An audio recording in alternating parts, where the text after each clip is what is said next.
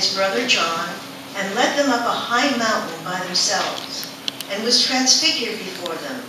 And his face shone as the sun, and his garments became white as snow. And on hearing it, the disciples fell on their knees and were exceedingly afraid. And Jesus came near and touched them, and said to them, "Arise, and do not be afraid. The Son of God has risen from the dead."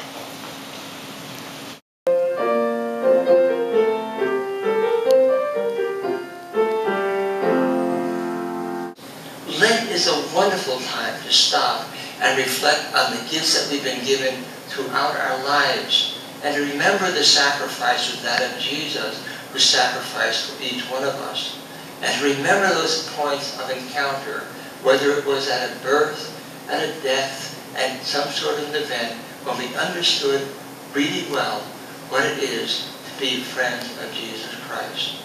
So, it's okay then, I guess, to say, Happy Lent.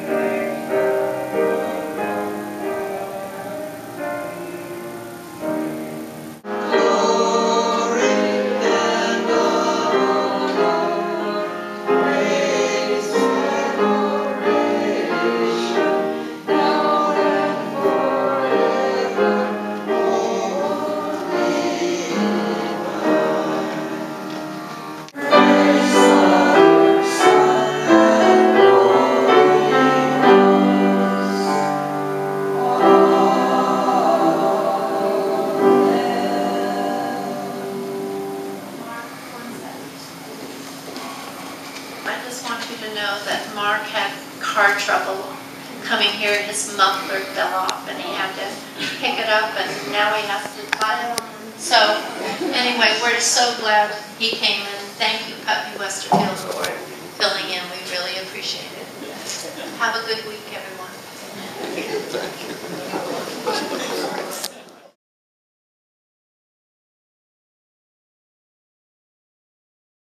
Thank you so much for hitting the keyboards. That's like, I was going to ask somebody for a banjo, but no one seemed to have a banjo here, so I had to let that one go, and I was not going to leave it singing.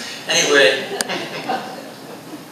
you probably heard there's a lot of news coming out of Rome these days, and it's really unexpected, but I knew it was going to happen, and that is that Ash Wednesday was going to begin Lent this week. Oh, yeah, the other thing about the Pope, well, it happens every 600 years, so don't worry about it. But don't you think I look wonderful in one of those big pointed hats? That would be so awesome, no? Anyway, the gospel that we just read is the very famous one that speaks about the transfiguration. It happens on a mountain, and the mountain is important in the Gospels because Jesus teaches from the mountain. The Sermon on the Mount we've heard about, the Ten Commandments in the Old Testament on the mountain. Jesus was ascended into heaven from Mount Tabor, and the many different mountains that occur, they're very important in the Scriptures. And this one is one of the very most important ones. It will be the Gospel read in next Sunday's liturgy. And I've always found that a very important one.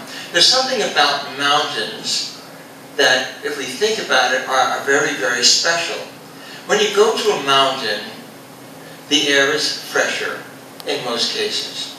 If you go to a mountaintop, the view is usually exquisite. But most importantly, when you go to a mountaintop, you can put everything behind you because you're away from everything else, and you can be kind of separated from the rest of your life, at least for a short period of time. This is a place where one can meet God. About 10 or 11 years ago now, I had the opportunity of going to Argentina, and there I ascended a mountain, and it was a mountain where a plane wreck had taken place 30-some years before. It's called the Alive Crash, and there were a bunch of young men about the age of our juniors and seniors at school who were on a trip for an athletic event going to Chile, and their plane crashed in the mountains, and they were there for 10 weeks. And they had to resort to cannibalism in order to survive. And 16 of them survived. I've met about half of them. We went up to the top of the mountain where the plane wreckage still exists. And there are several piles of stones with little mementos left on them, some by me, that are there to remember the people whose bones still lie there on the top of the mountain. And Roberta Canessa, who was, in a sense, the leader of that group of students who were going to that game, it was a rugby game, he said to me several times when I talked to him, at that time on the mountain where I said Mass for a bunch of our students and some gauchos and several of the survivors of the crash of 30 years earlier, he said to me several times since then, and at that time he said, I learned about God at school. I learned about God in my family, but it was on the top of the mountain that I really learned who God was. Because there he had nothing but God. It was an important event. So today we have the reading about the Transfiguration, where Jesus is on the mountain with two of his closest friends, three of his closest friends, and Peter, James, and John. And there they see Jesus in a flash of light as they had never seen him before. They understood him a little bit, but a lot they didn't understand about Jesus. And for a brief moment, his face shone like lightning, and his face was bright as light itself.